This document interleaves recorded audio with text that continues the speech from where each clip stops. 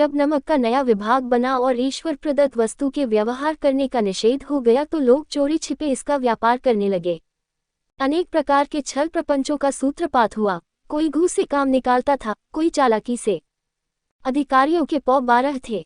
पटवारीगिरी का सर्वसम्मानित पद छोड़ छोड़कर लोग इस विभाग की बरकंदाजी करते थे।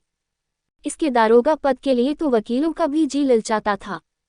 ये वह समय था जब अंग्रेजी शिक्षा और ईसाई मत को लोग एक ही वस्तु समझते थे। फारसी का प्राबल्य था। प्रेम की कथाएं और श्रृंगार रस के काव्य पक फारसीदा लोग सर्वोच्च पदों पर नियुक्त हो जाया करते थे। मुंशी वंशीधर भी जुलेखा की विरह कथा समाप्त करके सीरी और फरहाद के प्रेम वृतांत को नल और नील की लड़ाई और अमेरिका के आविष्कार से अधिक महत्व की बातें समझते हुए रोजगार की खोज में निकले। उनके पिता एक अनुभवी पुरुष थे। समझाने लगे, बेटा, घर की दुर्दशा देख रहे हो, रेल के बोझ से दबे हुए हैं, लड़कियां हैं, वे घास फूस की तरह बती चली जाती हैं। मैं कगारे पर का वृक्ष हो रहा हूँ, न मालूम कब गिर पड़ूं। अब तुम ही घर के मालिक मुख्तार हो, नौकरी में ओहदे की ओर ध्यान मत देना, ये तो पीर का मजार है। निगाह चावे और चादर पर रखनी चाहिए। ऐसा काम ढूंढना जहाँ कुछ ऊपरी आय हो। मासिक वेतन तो पूर्णमासी का चांद है, जो एक दिन दिखाई देता है और घटते घटते लुप्त हो जाता है। ऊपरी आय बहता हुआ स्रोत है जिससे सदैव प्यास बुझती है। वेतन मनुष्य देता है, इसी से उसमें वृद्धि नहीं होती। ऊपरी आमदनी ईश्वर देता है, इसी से उसकी बरकत होती है। तुम स्वयं विद्वान हो, तुम्हें क्या समझाऊं। इस विषय में विवेक की बड़ी आवश्यकता है। मनुष्य को देखो, उसकी आवश्यकता को देखो और अवसर को देखो, उसके उपरांत जो उचित समझो करो। गरज वाले आदमी के साथ कठोरता करने में लाभ ही लाभ है, लेकिन बेगरज को दांव पर पाना जरा कठिन है। इन बातों को निगाह में बांध लो, यह मेरी जन्म भर की कमाई है। इस उपदेश के बाद पिताजी ने आशीर्वाद दिया। वंशीधर आज्ञाकारी पुत्र थे। ये बातें ध्यान से सुनी और तब घर से चल खड़े हुए। इस विस्तृत संसार में उनके लिए धैर्य अपना मित्र, बुद्धि अपनी पथ प्रदर्शक और आत्मावलंबन ही अपना सहायक था। लेकिन अच्छे शकुन से चले थे। जाते ही जाते नमक विभाग के दारोगा पद पर प्रतिष्ठित हो गए। वेतन अच्छा और ऊपरी आय का तो ठिकाना ही न था। वृद्ध मुंशी जी को सुख संवाद मिला तो फूले न समाये। महाजन कुछ नर्म पड़े, कलवार की आशालता लहलहाई। पड़ोसियों के हृदय में शूल उठने लगे। जाड़े के दिन थे और रात का समय। नमक के सिपाही, चौकीदार नशे में मस्त थे। मुंशी वंशीधर को यहाँ आए अभी 6 महीनों से अधिक न हुए थे, लेकिन इस थोड़े समय में ही उन्होंने अपनी कार्यकुशलता और उत्तम आचार से अफसरों को मोहित कर लिया था। अफसर लोग उन पर बहुत विश्वास करने लगे। नमक के दफ्तर से 1 मील पूर्व की ओर जमुना बहती थी, उस पर नावों का एक पुल बना हुआ था। दारोगाजी किवाड़ बंद किए मीठी नींद सो रहे थे। अचानक औंख खुली तो नदी के प्रवाह की जगह गाड़ियों की गड़गड़ाहट तथा मल्लाहों का कोलाहल सुनाई दिया। उठ बैठे, इतनी रात गए गाड़ियां क्यों नदी के पार जाती हैं? अवश्य कुछ न कुछ गोलमाल है। तर्क ने भ्रम को पुष्ट किया। वर्दी पहनी, तमंचा जेब में रखा और बात की बात में घोड़ा बआए हुए पुल पर आ पहुंचे। गाड़ियों की एक लंबी कतार पुल के पार जाती देखी। डांट कर पूछा, किसकी गाड़ियां हैं? थोड़ी देर तक सन्नाटा रहा। आदमियों में कुछ कानाफूसी हुई, तब आगे वाले ने कहा, पंडित अलोपीदीन की। कौन पंडित अलोपीदीन? दातागंज के। मुंशी वंशीधर चौंके। पंडित अलोपीदीन इस इलाके के सबसे प्रतिष्ठित जमींदार थे। लाखों रुपए का लेन देन करते थे। इधर छोटे से बड़े कौन ऐसे थे जो उनके ऋणी न हों। व्यापार भी बड़ा लंबा चौड़ा था। बड़े चलते पुरजे आदमी थे। अंग्रेज अफसर उनके इलाके में शिकार खेलने आते और उनके मेहमान होते। 12 मास सदाव्रत चलता था। मुंशी ने पूछा, गाड़ियां कहाँ जाएंगी? उत्तर मिला, कानपुर। लेकिन इस प्रश्न पर कि इनमें क्या है, सन्नाटा छा गया। दारोगा साहब का संदेह और भी बढ़ा। कुछ देर तक उत्तर की बात देखकर वह जोर से बोले, क्या तुम सब गूंगे हो गए हो? हम पूछते हैं इनमें क्या लदा है। जब इस बार भी कोई उत्तर न मिला तो उन्होंने घोड़े को एक गाड़ी से मिलाकर बोरे को टटोला। भ्रम दूर हो गया। यह नमक के डेले थे। पंडित अलोपीदीन अपने सजीले रथ पर सवार, कुछ सोते कुछ जागते चले आते थे। अचानक कई गाड़ीवानों ने घबराए हुए आकर जगाया और बोले, महाराज, दारोगा ने गाड़ियां रोक दी हैं और घाट पर खड़े आपको बुलाते हैं। पंडित अलोपीदीन का लक्ष्मी जी पर अखंड विश्वास था। वो कहा करते थे कि संसार का तो कहना ही क्या, स्वर्ग में भी लक्ष्मी का ही राज्य है। उनका ये कहना यथार्थ ही था। न्याय और नीति सब लक्ष्मी के ही खिलौने हैं, इन्हें वह जैसे चाहती है नचाती है।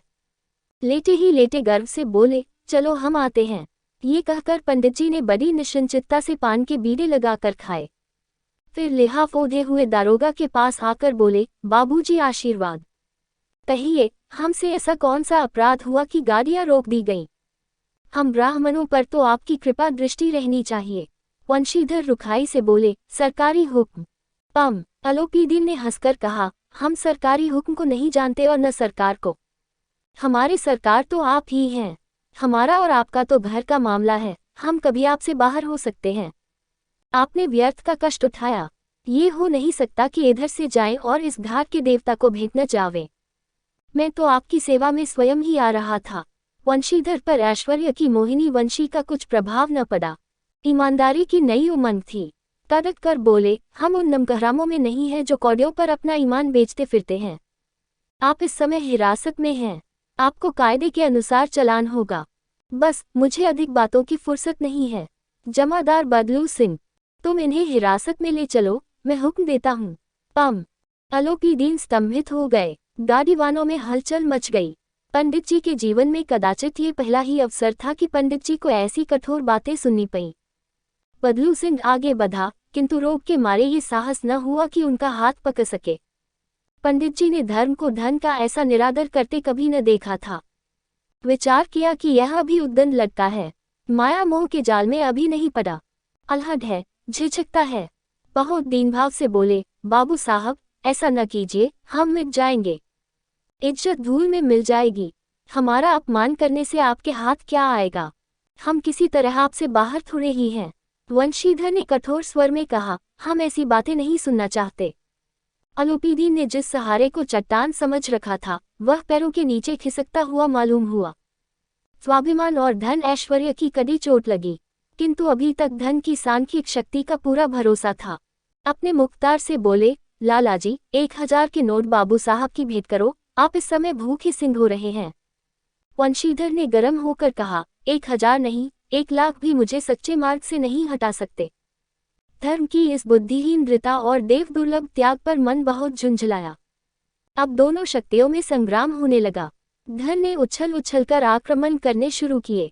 1 से 5, 5 से 10, 10 से 15 और 15 से 20,000 तक नौबत पहुंची, किंतु धर्म अलौकिक वीरता के साथ बहुसंख्यक सेना के सम्मुख अकेला पर्वत की भांति अटल अविचलित खड़ा था।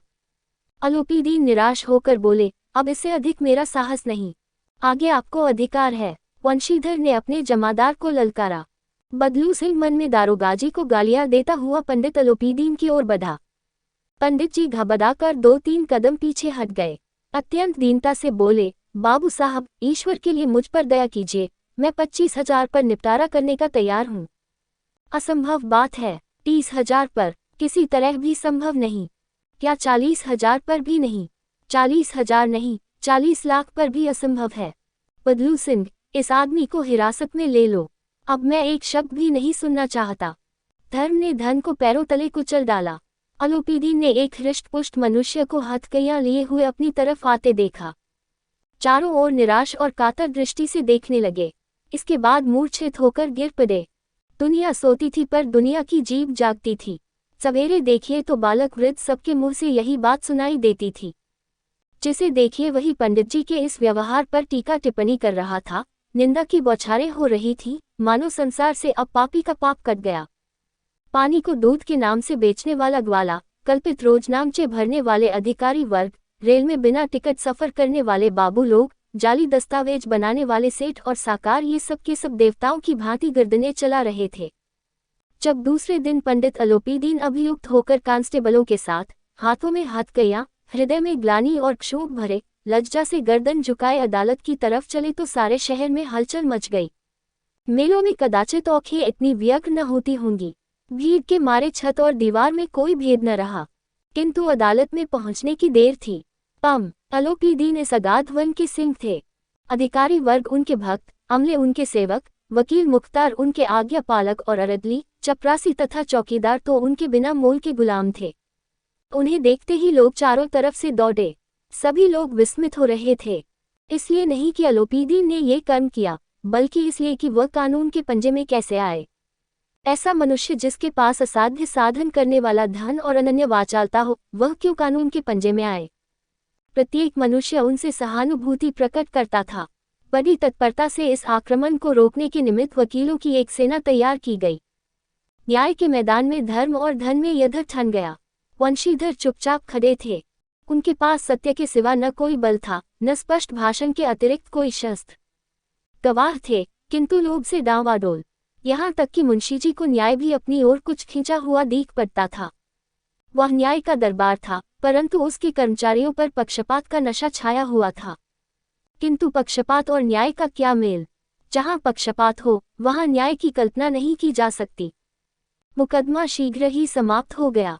डिप्टी मजिस्ट्रेट ने अपनी तजवीज में लिखा, पम अलोपीदीन के विरुद्ध दिए गए प्रमाण निर्मूल और भ्रमात्मक है। वह एक बड़े भारी आदमी है। ये बात कल्पना के बाहर है कि उन्होंने थोड़े लाभ के लिए ऐसा दुस्साहस किया हो।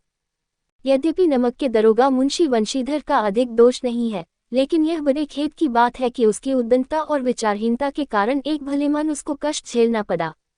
हम प्रसन्न हैं कि वह अपने काम में सजग और सचेत रहता है, किंतु नमक के मुकदमे की बधी हुई नमक से हलाली ने उसके विवेक और बुद्धि को भ्रष्ट कर दिया। भविष्य में उसे होशियार रहना चाहिए। वकीलों ने यह फैसला सुना और उछल पड़े। पम अलोपीदीन मुस्कुराते हुए बाहर निकले। स्वजन बांधवों ने रुपए की लूट की। उदारता का सागर उमड़ पड़ा। उसकी लहरों ने अदालत की नींव तक हिला दी। जब वंशीधर बाहर निकले तो चारों ओर उनके ऊपर व्यंग्यबाणों की वर्षा होने लगी। चपरासियों ने झुक झुक कर सलाम किए, किंतु इस समय एक कटु वाक्य, एक एक संकेत उनकी गर्वाग्नि को प्रज्वलित कर रहा था। कदाचित इस मुकदमे में सफल होकर वह इस तरह हकते हुए न चलते। आज उन्हें संसार का एक खेदजनक विचित्र अनुभव हुआ। न्याय और विद्वत्ता, लंबी चौड़ी उपाधियां, बड़ी बड़ी दाधियां, गीले चोगे एक भी सच्चे आदर का पात्र नहीं है। वंशीधर ने धन से बैरमोल लिया था, उसका मूल्य चुकाना अनिवार्य था। कठिनता से एक सप्ताह बीता होगा कि मुअत्तली का परवाना आ पहुंचा। कार्यपरायणता का दंड मिला। बेचारे भग्न हृदय, शोक और खेद से व्यथित घर को चले। बूढ़े मुंशीजी तो पहले ही से कुड़बुड़ा रहे थे कि चलते चलते इस लड़के को समझाया था, लेकिन इसने एक न सुनी। सब मनमानी करता है। हम तो कलवार और कसाई की तगादे सहे, बुढ़ापे में भगत बनकर बैठे और वहां बस वही सूखी तनख्वाह। हमने भी तो नौकरी की है और कोई ओहदेदार नहीं थे, लेकिन काम किया, दिल खोलकर किया और आप ईमानदार बनने चले हैं। घर में चाहे अंधेरा हो, मस्जिद में अवश्य दिया जलाएंगे। खेद ऐसी समझ पर पढ़ना लिखना सब अकार्थ गया। इसके थोड़े ही दिनों बाद जब मुंशी वंशीधर इस दुरावस्था में घर पहुंचे और बूढ़े पिताजी ने समाचार सुना तो सिर पीट लिया।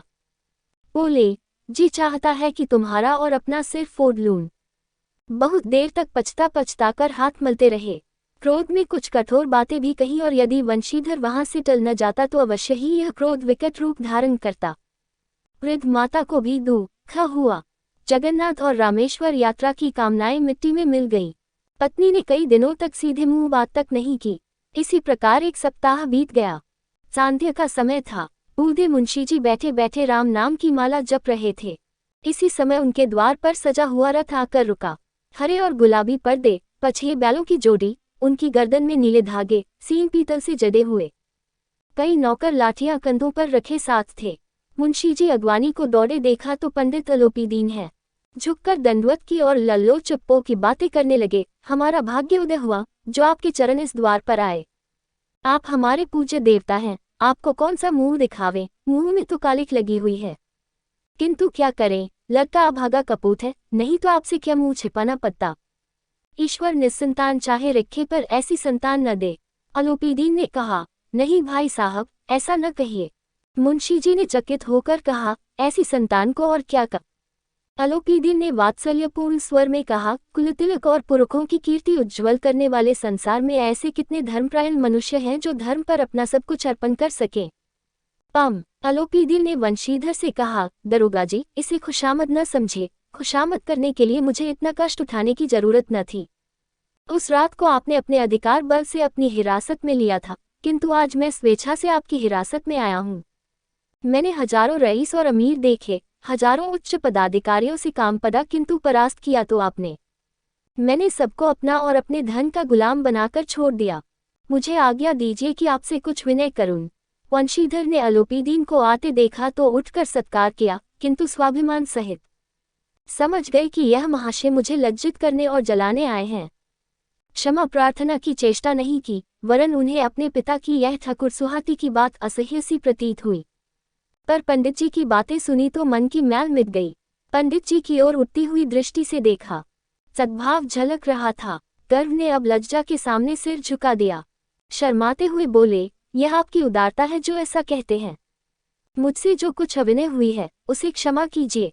मैं धर्म की बेड़ी में जगा हुआ था, नहीं तो वैसे मैं आपका दास हूँ। जो आज्ञा होगी वह मेरे सिर माथे पर। अलोपीदीन ने विनीत भाव से कहा, नदी तट पर आपने मेरी प्रार्थना नहीं स्वीकार की थी, किंतु आज स्वीकार करनी पड़ेगी। वंशीधर बोले, मैं किस योग्य हूँ, किंतु जो कुछ सेवा मुझसे हो सकती है उसमें त्रुटि न होगी। अलोपीदीन ने एक स्टाम्प लगा हुआ पत्र निकाला और उसे वंशीधर के सामने रखकर बोले, इस पद को स्वीकार कीजिए और अपने हस्ताक्षर कर दीजिए। मैं ब्राह्मण हूँ, जब तक ये सवाल पूरा न कीजिएगा द्वार से न हटूंगा। मुंशी वंशीधर ने उस कागज को पढ़ा तो कृतज्ञता से आंखों में आंसू भर आए। पम अलोपीदीन ने उनको अपनी सारी जायदाद का स्थायी मैनेजर नियत किया था। 6,000 वार्षिक वेतन के अतिरिक्त रोजाना खर्च अलग, सवारी के लिए घोड़ा, रहने को बंगला, नौकर चाकर मुफ्त। कंपित स्वर में बोले, पंडित जी मुझमें इतनी सामर्थ्य नहीं है कि आपकी उदारता की प्रशंसा कर सकूं, किंतु ऐसे उच्च पद के योग्य नहीं हूं। अलोपीदीन हंसकर बोले, मुझे इस समय एक अयोग्य मनुष्य की ही जरूरत है। वंशीधर ने गंभीर भाव से कहा, यो मैं आपका दास हूँ। आप जैसे कीर्तिवान सज्जन पुरुष की सेवा करना मेरे लिए सौभाग्य की बात है, किंतु मुझमें न विद्या है, न बुद्धि, न वह स्वभाव जो इन त्रुटियों की पूर्ति कर देता है। ऐसे महान कार्य के लिए एक बड़े मर्मज्ञ अनुभवी मनुष्य की जरूरत है। अलोपीदीन ने कलमदान से कलम निकाली और उसे वंशीधर के हाथ में देकर बोले, न मुझे विद्वत्ता की चाह है, न अनुभव की, न मर्मज्ञता की, न कार्यकुशलता की। इन गुणों के महत्व को खूब पा चुका हूँ। अब सौभाग्य और सुअवसर ने मुझे वह मोती दे दिया जिसके सामने योग्यता और विद्वत्ता की चमक फीकी पड़ जाती है। ये कलम लीजिए, अधिक सोच विचार न कीजिए, दस्तखत कर दीजिए। परमात्मा से यही प्रार्थना है कि वह आपको सदैव वही नदी के किनारे वाला, बेमुरौवत, उद्दंड, कठोर परंतु धर्मनिष्ठ दारोगा बनाए रखे। वंशीधर की आंखें डब्बा आईं। हृदय के संकुचित पात्र में इतना एहसान न समा सका। एक बार फिर पंडित जी की ओर भक्ति और श्रद्धा की दृष्टि से देखा और कांपते हुए हाथ से मैनेजरी के कागज पर हस्ताक्षर कर दिए। अलोपीदीन ने प्रफुल्लित होकर उन्हें गले लगा लिया।